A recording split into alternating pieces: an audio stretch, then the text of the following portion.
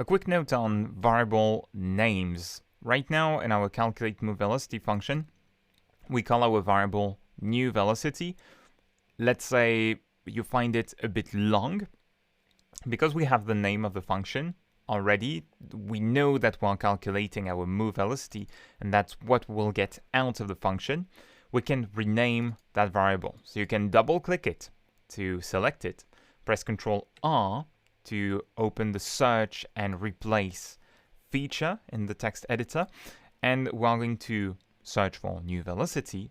That is the first field. The second field allows us to set a replacement string.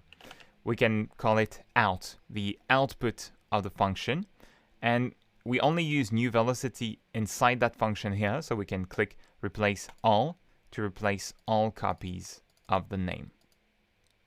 Because calling it new velocity led me to make the mistake of writing velocity instead. Another thing I want to introduce here is public and private variables. We have some conventions as developers as to how we name the variables.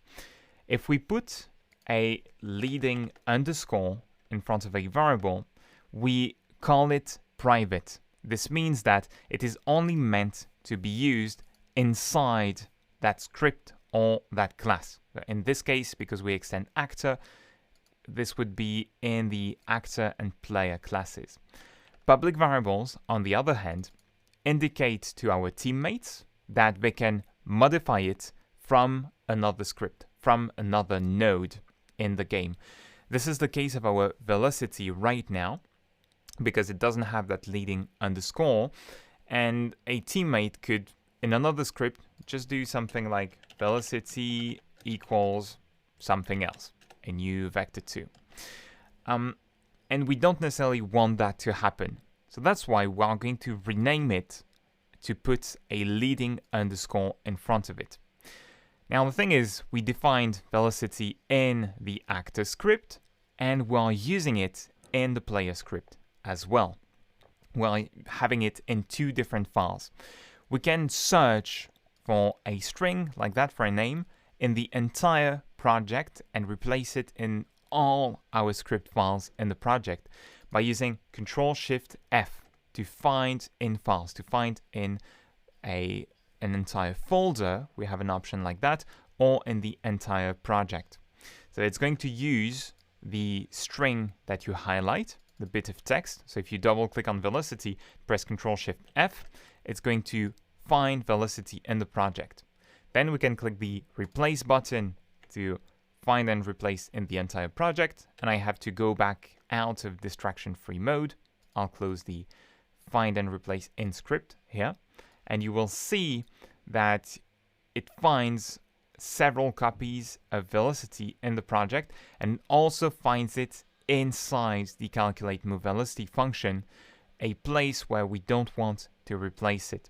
So we have to restart our search with Ctrl-Shift-F and make sure that we only look for whole words. We're only looking for velocity when it's a single word on its own. And then when we click replace, we are going to only get velocity as the variable name and as a separate parameter. So we can see that it's finding instances of the string in two files, actor.gd and player.gd. In the replace field at the bottom, we can type underscore velocity. Be sure to save your files before you do that. And then you will click on replace all. It's written that you can't undo that. It will save the change instantly. So we're going to do that in our case and see that now in both scripts, actor.gd and player.gd, we have underscore velocity and the game still works, right? Because we replaced everything at once. But you just want to be wary that when you are using that feature, it's going to replace everything and save. And the way to not lose work when doing so is to use a version control system like Git. This is a topic for another video, another series, but it is worth knowing that if you make a mistake, if you use a version control system, you can revert the change.